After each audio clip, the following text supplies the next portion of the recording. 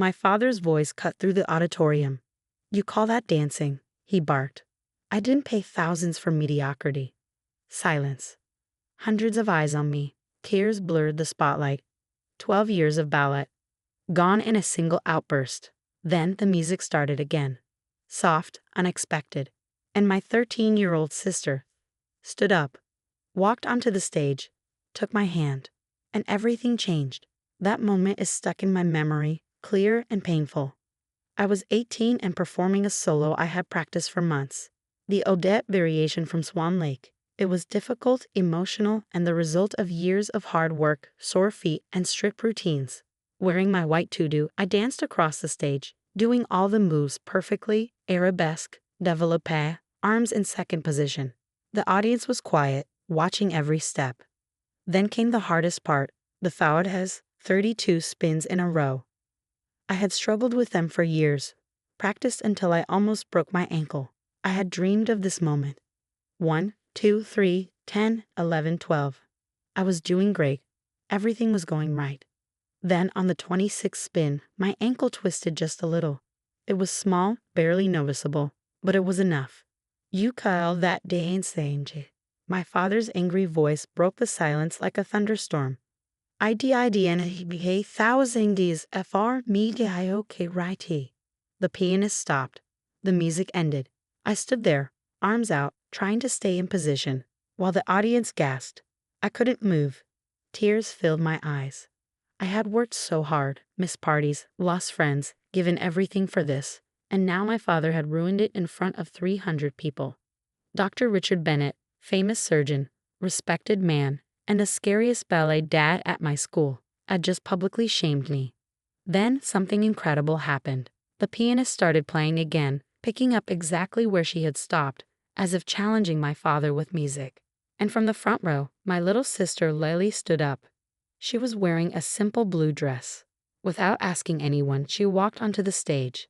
I wanted to stop her, protect her from our dad. But I couldn't move. She stood beside me. Lily had tried ballet once and hated it. She loved math and stars instead. Our father didn't think much of those things. She usually stayed quiet to avoid trouble. But now, here she was, eyes wide behind her glasses, brave and determined. She whispered, "Count us in, Ellie. Don't let him win." And then she tried an arabesque. It wasn't good. Her back was off, arms too stiff, feet wrong. But she stood strong and proud. Something in her courage gave me strength. I started dancing again. I finished the faudes, but this time it wasn't for perfection. I wasn't dancing for my dad or the ballet school anymore. I was dancing with my sister. She spun beside me, awkwardly but full of heart. I saw my father half standing, shocked and furious. My mom sat beside him, her hand over her mouth, eyes wide. I didn't know if she was scared or amazed, but I didn't care anymore. All that mattered was the music, the dance, and my sister next to me, turning my failure into something beautiful, something free. The music ended. The room was silent for a second. Then the audience stood up and clapped loudly. They weren't clapping for perfection. They were cheering for something real. Lily squeezed my hand.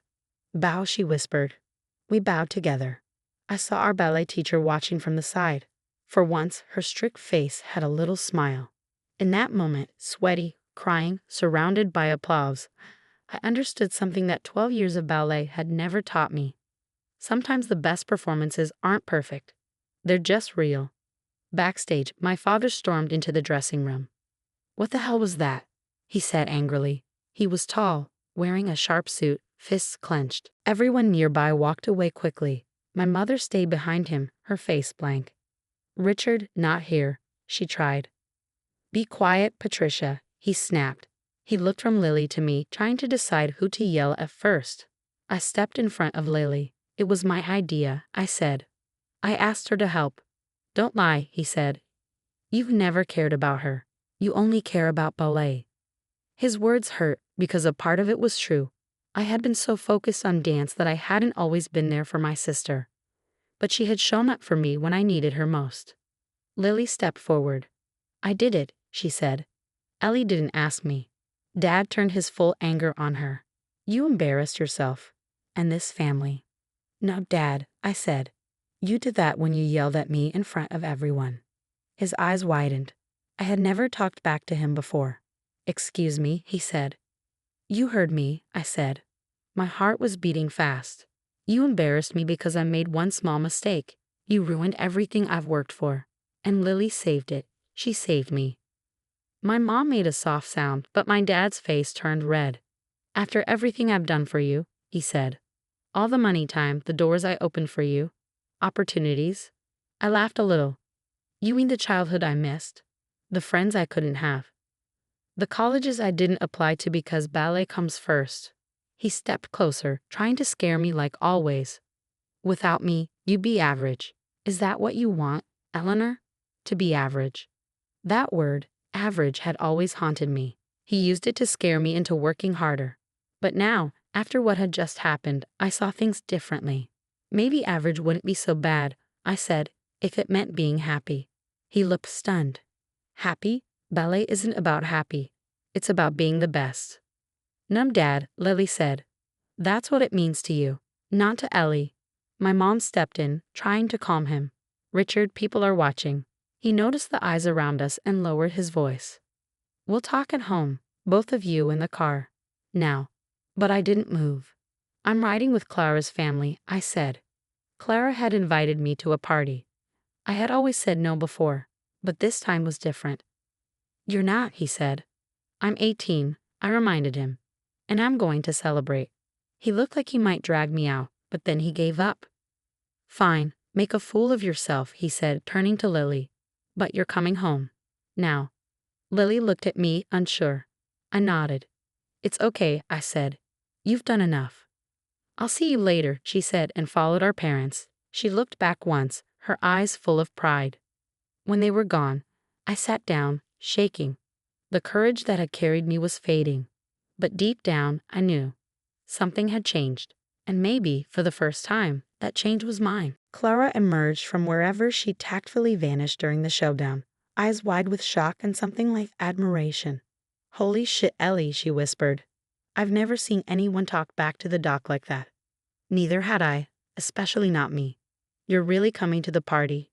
she asked, her expression a mix of disbelief and barely contained glee. I turned to face the dressing room mirror. Stage makeup still painted me into someone regal, rhinestone tiara glinting, bun sculpted to perfection, lashes long and curled. The image staring back was the same one I practiced into existence, a flawless ballerina. But beneath the lacquered exterior, something new stirred. "Yeah," I said, the answer landing in my chest like a truth I hadn't let myself speak before. "I'm coming." It was 1:37 a.m. when I crept through the front door. 3 hours past curfew. The Bennett house was silent, steeped in the kind of hush that clings after a storm. The cast party had been different, eye-opening. Dancers I trained beside for years suddenly saw me, talked to me, as if I were a real person. They shared jokes, photos, stories. Compliments about my technique morphed into genuine conversations about the final duet, about Lily. That was the most honest thing I've ever seen on that stage, Clara had said, squeezing my hand. For once, it wasn't the perfect Ellie robot. It was you. The perfect Ellie robot. Was that who they thought I was? Who I'd become? Shoes in hand, I moved through the dark, aiming for stealth. But then I spotted her, Lily, sitting halfway up the staircase like some pint-sized guardian angel in oversized glasses. "You are so screwed," she whispered, but her grin gave her away. I dropped onto the step beside her. "Tell me something I don't know." Dad went nuclear, ranted for a full hour. Mom actually told him to shut up. She blinked, stunned even in the retelling. I don't think I've ever heard her contradict him. Neither had I. Her default setting was quiet detachment. "How bad?" I asked. Lily paused. 9.5 on the meltdown scale. "He's threatening to cut your ballet funding." I nodded. I'd expected as much. Control for him had always been measured in dollar signs, costumes, intensives, endless lessons. "Maybe that wouldn't be the worst thing," I said, surprising both of us. Lily frowned. "But you love ballet." Do I? The question had been echoing all night. Or did I just never believe not loving it was an option? She went quiet, her brows drawing together in thought. "So, what would you do instead?" "I don't know." Saying it out loud was terrifying and freeing. That's the thing. I've never had space to figure it out. You could go to college, she offered. You're smart. You could get in anywhere. College. The road never taken because it didn't fit the plan, but now it glimmered with possibility. Maybe I could. Lily yawned, her earlier buzz finally catching up to her. Whatever happens, it was worth it. You should have seen Dad's face when I walked on stage. Thought his head might explode. I laughed too loud, then covered my mouth. You were amazing. Awful technique, but brave as hell. That's me, she said, leaning into my shoulder. Terrible dancer, excellent rebel. I wrapped her in a hug, wondering how I'd missed the fire in this quiet girl. While I'd been polishing pirouettes, she'd been quietly learning how to be. Thank you, I whispered into her hair, for showing me how. The confrontation came at breakfast, just as I predicted. Dad sat at the head of the table, newspaper shielding him like a fortress. Mom served eggs and toast like a diplomat defusing a bomb. Lily met my eyes across the table, eyebrows raised in solidarity. Silence hung thick, broken only by the clink of cutlery, until Dad lowered the paper. That X-ray stare of his locked on me. I spoke with Madame Petrova this morning, he said. She agrees your behavior was unprofessional and deeply disappointing. I kept still. I doubted Madame had used those exact words. But, he continued, she's willing to overlook the incident based on your record. The New York intensive is still open to you. Before yesterday, I'd have jumped at that lifeline. Now it felt foreign. I'm not going, I said. My mother's fork slipped. Dad's eyes narrowed. Excuse me, he said, voice low and dangerous. I said I'm not going. I'm taking a break from ballet. A break? His lip curled. And what do you intend to do with this break? I'm applying to colleges. I've missed early admission, but there's still time for regular. This is absurd, he said. You have a clear path. Do you know how many girls would kill for what you have? Then give it to one of them, I said quietly. Someone who actually wants it. You want it. I wanted to want it, I corrected. But yesterday, dancing with Lily, imperfect and unplanned. I actually enjoyed ballet for the first time in years. Enjoyment? He spat. This isn't about fun, it's about excellence. Maybe for you, I said. But it's my life. He shoved back from the table, rising to his full height. Don't expect me to pay for some meaningless liberal arts degree. Richard, my mother said sharply. He turned on her, shocked. You stay out of this. Her voice didn't waver. It's not weakness to want happiness, and if you can't see that, maybe I've been silent too long. A beat of stunned quiet.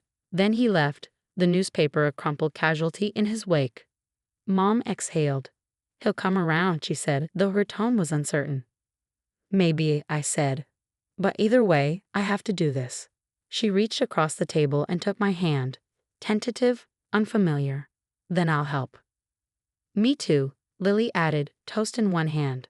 I've already found some scholarships. I looked at them both, this brave, blooming version of my mother, this whip-smart sister who had quietly paved the way, and felt something shift. Thank you, I whispered. Someone had to save you from a life of bloody toes and starvation, Lily said with a shrug, though I am never doing that stage thing again. I laughed, really laughed. You were ridiculous. Sometimes, she said, ridiculous is exactly what's needed. The months that followed were a strange mix of hard and freeing. Dad followed through, no more money. But with dance no longer swallowing my life, I found space. I got a job at a coffee shop, applied to 7 colleges, wrote essays about identity and breaking away and learning to choose for myself. My mother surprised everyone by enrolling in a class at the community college. She started offering opinions at dinner. Little revolutions, but they mattered. One afternoon, Madame Petrova summoned me. I expected a lecture. Instead, she poured tea. You are well, she asked. Better. Different. She nodded. In 50 years, I have seen many perfect dancers. Most I forget. But what you and your sister did, that I remember. Ballet is not only precision, it is truth. I'm sorry if I let you down. You didn't. She looked me in the eye. You made a choice. That is strength. The door stays open, if not to the old path, then perhaps a new one. One you choose. In April, I got into 5 of 7 schools, including my top pick. It wasn't a full ride, but the merit scholarship helped. I sat on the porch, acceptance letter in hand, staring at the cost breakdown. Dad joined me silently. You got in, he said. Yes. Long pause. The sun was setting. Your solo was perfect. Until the 26th turn. I know. I shouldn't have shouted. He looked away. It was wrong. It was the closest thing I'd ever get to an apology. This school, he said, nodding at the letter. What will you study? Not sure. Psychology, maybe, or writing. I want to explore. He frowned, but didn't argue. I'll pay the remainder, he said at last. I blinked. What? You're still my daughter. Your education matters, even if I disagree with your path. Not reconciliation, but something. A step. Thank you, I said. Later, Lily came bounding outside. You're going, and he's paying. Victory. I laughed. It's a start. It's because of the stage, she said. You defied him, and the world didn't end. Maybe. Or maybe he realized he can't choreograph your life forever. She grinned. I tackled her into a headlock. On the porch, tangled in laughter, I felt something shift. Not the end of a story, just the beginning of one that belonged entirely to me. Not the perfect dance, maybe, but the right one.